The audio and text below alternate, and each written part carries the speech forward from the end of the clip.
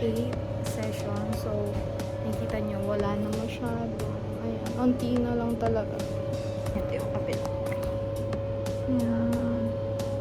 So, medyo may mga dark spot ako. Kaya, magpapasession ako ng whitening.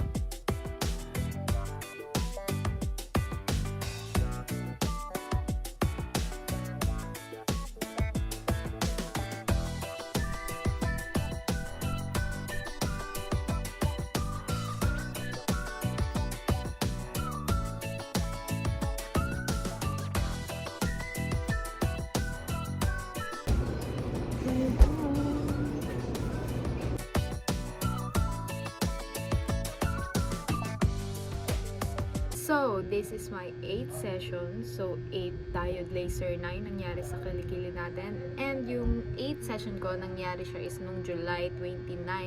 And today is August 30 na. Mas pinili ko ngayon kayo i-update para mas makita natin yung result after 8 session. Kasi kung after ng session, syempre wala namang hair doon. So, mas okay ngayon kasi mas makikita nyo kung may tumutubo pa ba after 8 session, ganyan.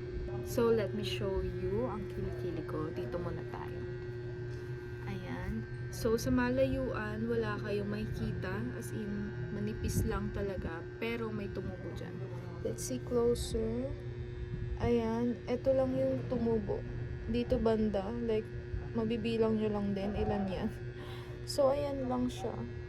Ayan, mas kita nyo sa gantong paraan. Ito, hair yan. Isa lang. Ayan.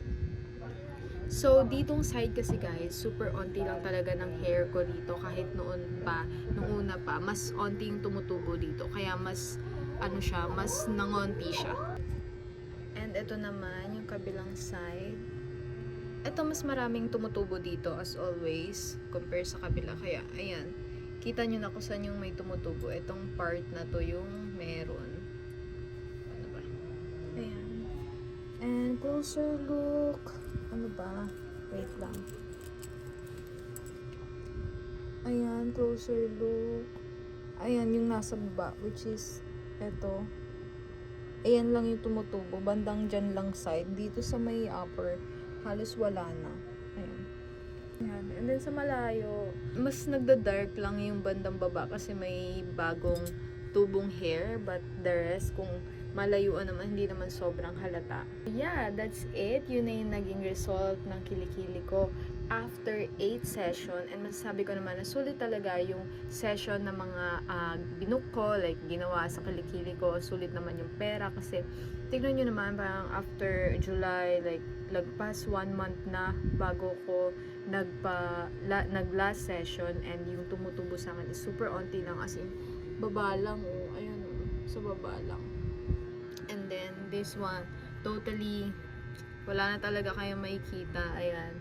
Kapag tumaas yung kilikili ko, gano'n, wala na masyadong makikita kasi super nipis na lang talaga ng mga hair na bagong tumutubo. And then, kaya rin naman nila sinabi na after, mas hinabaan yung tagal ng pagpapadiet ko. Like, 8 weeks ata before ako, tama, 8 weeks before ako bumalik or mga 7 weeks, gano'n. Kasi nga, para mas tumubo daw ng tumubo yung bago, and then yun yung new na ile-laser. Kasi pag bumalik kayo after, kunwari mga 6 weeks ulit, ganyan, wala pa masyadong tumutubo guys. Kaya, pero kung may lakad kayo and gusto nyong mas malinis talagang kilikili nyo, ganyan, I think pwede naman bumalik kung after 6 weeks na ganyan, and then may onting tumubo, kung nababother kayo, I think pwede naman magpa-laser. Mas sinuggest lang nila na bumalik after mga 8 weeks or 7 weeks, ganyan, para sulit naman yung pagpapalaser mo. Pagbalik mo, meron na talagang ile-laser. So, yun lang. Thank you so much sa lahat ng mga nanonood ng diode laser journey ko. And kung itatanong nyo sa akin ulit kung sulit ba or hindi ba sulit yung pagpapalaser. Para sa akin, sulit siya. And yung confident ka na lumabas na nakasando lang, kahit merong onting hair dyan, kung manipis naman, di ba? Kesa, ito yung dati kong kilikili guys, like, super kakapal ng mga strands ng hair ko, as in, ang haba, kasi nga, pag iwawax ko, kailangan pahabain pa para matanggal, and then, ang lala din ng chicken skin ko, and then now, ito na yung kilikili ko, as in super nipis na lang ng mga strands, halos hindi na makita if malayo, 'di ba?